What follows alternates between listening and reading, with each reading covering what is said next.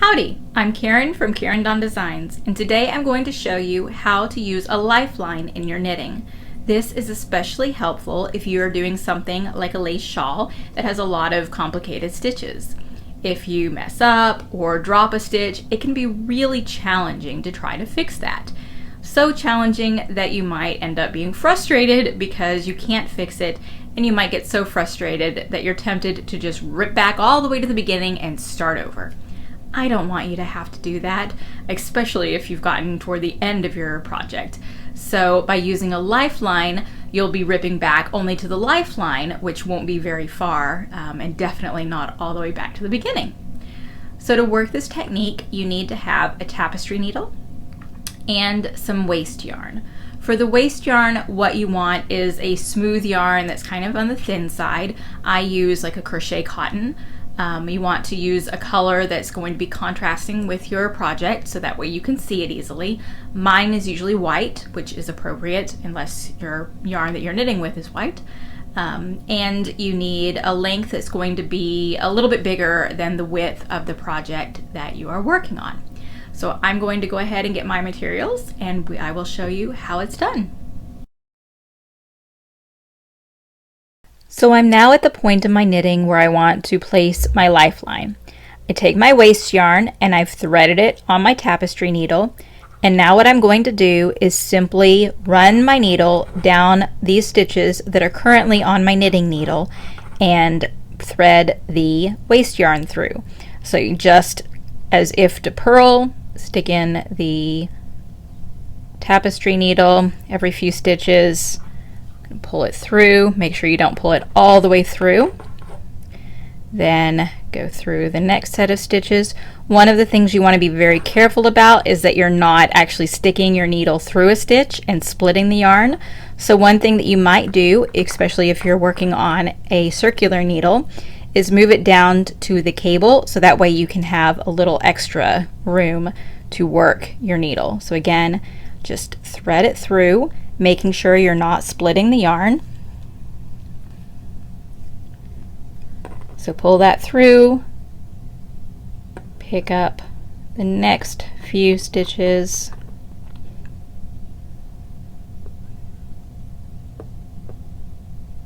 thread that through, and then we'll get these last few. So don't want to split that one. Okay, pull it through, and then you can take your tapestry needle off. You should have your waste yarn coming from both sides. Make sure that you haven't accidentally pulled it all the way through. And now you've placed your lifeline. The next step is to go ahead and knit the next row of your pattern.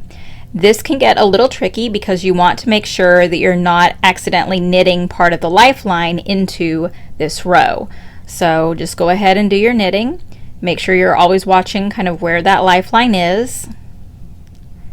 I'm doing a very basic lace stitch pattern here, so I'm going to kind of knit two together.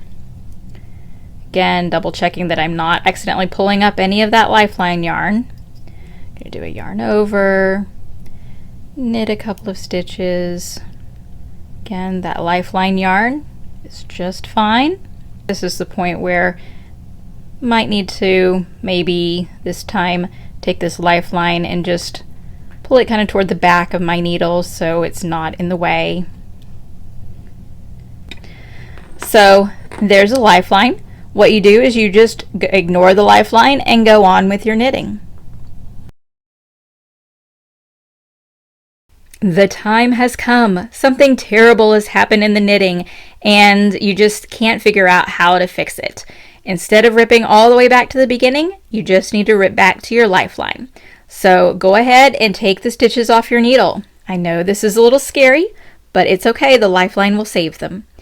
And rip all the way back. Just pull the yarn through and keep going until suddenly you can't rip back anymore. And look at this. Do you see how that line is holding all of those stitches? There you go.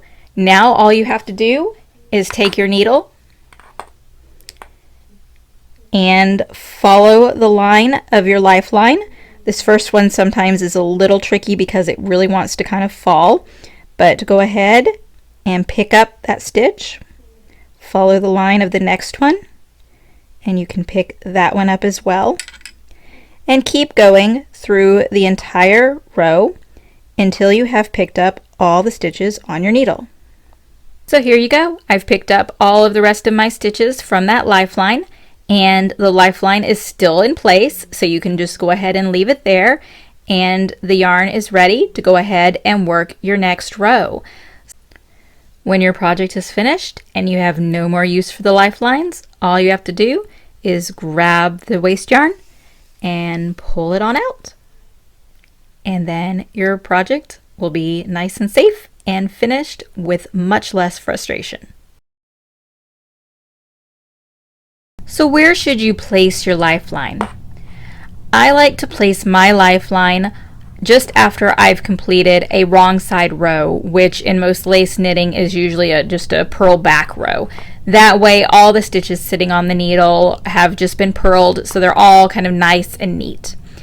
Instead of picking a row that has a bunch of yarn overs and decreases, that even though you can do that with a lifeline, it's a little more complicated. So I think it's easier if I've just purled back and I have all my stitches just sitting straight on my needles.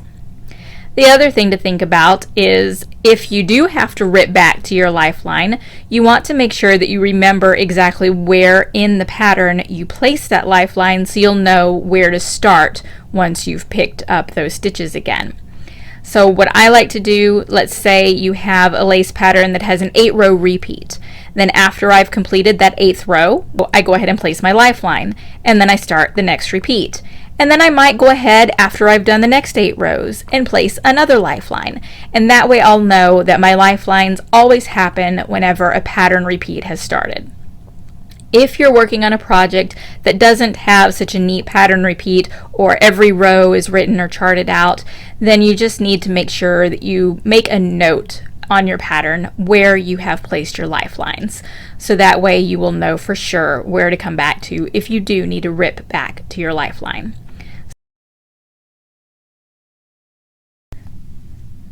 Two other tips.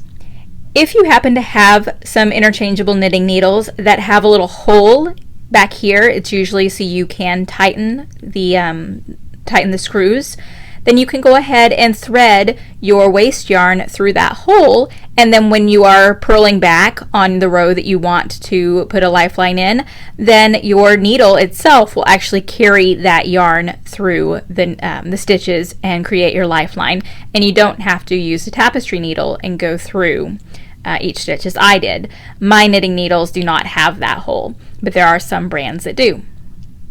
Another tip is, what do you do with your stitch markers? You have two choices with stitch markers. You can either, especially if you have the tapestry needle that you're using, whenever you get to a stitch marker, you can just skip over the stitch marker, so the stitch marker is not part of the lifeline. Or you can use a removable stitch marker, one that actually opens up, so that way if you need to get it back after you have created your lifeline, you can just remove it.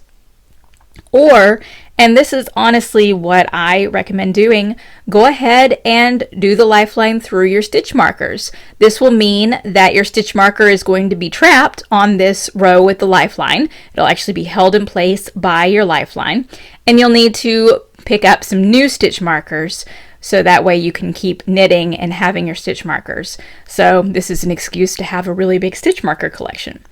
The reason I like to do this is if you do have to rip back to your lifeline, then your stitch markers are already in the right place and you don't have to try to figure out, okay, now I've got all the stitches on my needle, but where did those stitch markers go?